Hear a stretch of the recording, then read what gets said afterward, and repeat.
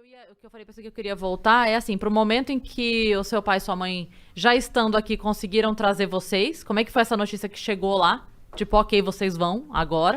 É Como é que foi porque esse movimento? tem a lei de reunião familiar. Foi através dessa reunião familiar Que eles que eles conseguiram. conseguiram. E estavam enrolando muito. É muita burocracia, é muito dinheiro, muito dinheiro. E eu falo que minha irmã do caçula foi um presente, porque não estava planejada. Meus pais estavam passando muita dificuldade nesse momento. E ela chegou numa hora que, assim, foi crucial pra gente sair de Cuba, tendo uma irmã brasileira. Então Ela ajudou foi meio muito. que a raiz aqui, né? Aham. A raiz brasileira Sim. pra vocês poderem vir. Foi muito de... Tem coisas que só Deus explica, sabe? E aí, eu quero saber, ok, está a Zoe lá com 12? 12 anos? 12 aninhos. 12 anos, ok, estou indo embora, só que entrou no avião. É. E aí, como é que foi essa Gente. experiência? Eu quero saber a tua cabeça entrando em contato com barrinha de cereal. Tudo, tudo. Quero tudo. Gente, quando eu saí de Cuba, quando eu tava no avião, pra mim era, ok, vou encontrar meus pais, beleza. Quando eu cheguei no Brasil, tipo, a primeira coisa que eu, assim, eu não tava acostumada a uma cidade grande, eu cheguei em Curitiba. É uma cidade gigante, cheia de carro. Aí eu, cara, tipo, eu nunca tinha visto tanto carro na minha vida, e carro moderno, né? Porque lá é anos 50, 40 e tudo, não é aquele de coleção bonitinho, é tudo fake, aqueles carros lá, tudo pelo amor de Deus, destruído. nossa senhora, e é carroça, enfim. E aí eu cheguei aqui, a primeira coisa foi essa, foi a quantidade de carros, a imensidão da cidade. E aí eu cheguei na cidade dos parentes do meu pai, em Paranaguá, e eles me receberam com uma mesa, tipo, o tamanho desse, assim. Logo na chegada, é o momento Sim, da chegada. Sim, Ah. me receberam com uma mesa, cheia de comida. Meu Deus. Carne vermelha, que em Cuba é proibido. É frango, que eu não aguentava mais ver na minha frente, porque não sendo só mal frango? agradecida, é chique comer frango em Cuba, e eu tinha essa possibilidade, na época, agora tá, nem frango estão achando com dinheiro, tá? Mas na época era mais fácil, minha avó comprava uma caixa de frango pro mês todo, em dólar, caríssimo. É, porque a gente tinha família fora e mandavam. E era todo dia frango, todo dia frango. E isso é um luxo lá em Cuba. Aí me receberam com isso, com maçã, morango. Nunca tinha visto morango na minha vida. Maçã em Cuba é uma vez ao ano e em dólar. Então poucas pessoas têm como comprar.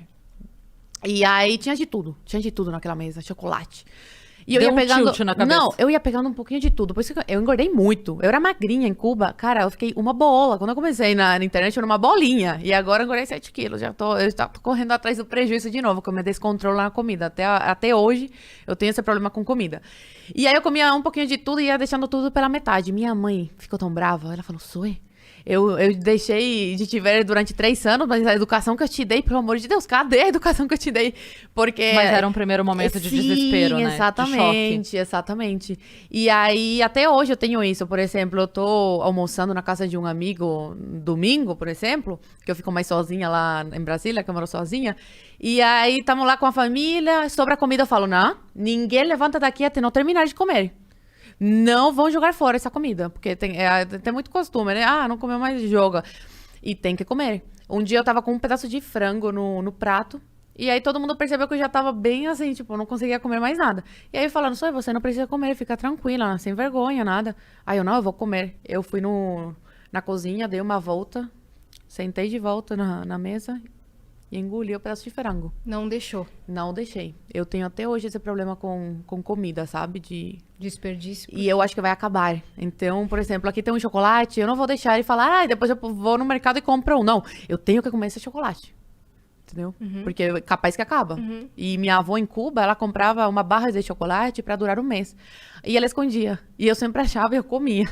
Então, lá em Cuba, comer chocolate, essas coisas é um luxo.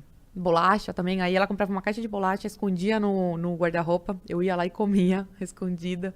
Então, ela guardava, por quê? Porque não era todo mês que a gente podia comprar e não era todo mês, todo dia que aparecia para comprar, entendeu? Você desaparecia porque às vezes você mesmo tendo dinheiro não tem a bolacha. Sim. Agora, atualmente, tá desse jeito. Pra tudo. Pra tudo. Pra tudo. Carne não é todo mês que chega.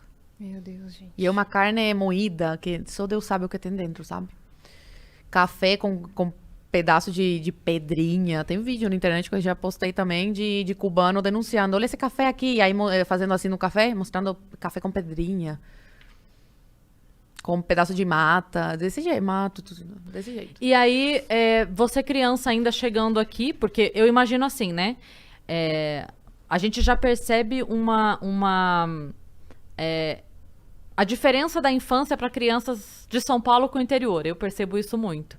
E aí eu imagino que quando você chegou, você ainda era bem mais infantilizada pelo pouco acesso a informações, né? Ainda tinha Eu sempre pareci muito mais velha do que... Mas eu digo de inocência, você De tinha inocência. Ou você já era...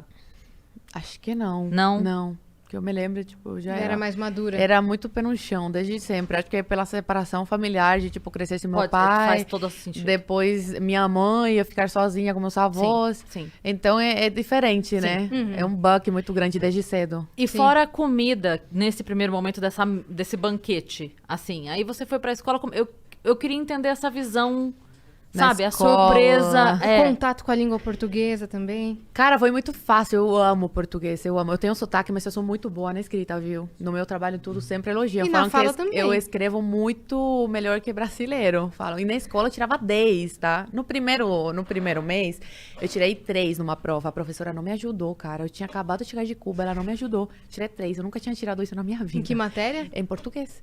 E aí eu comecei a estudar, em 3 meses, eu já peguei o português. Fazia uma confusão aqui, outra lá, normal, né? Mas Porque é ok. muito parecidinho. Mas, assim, melhorei muito. E sobre história, essas coisas, tipo...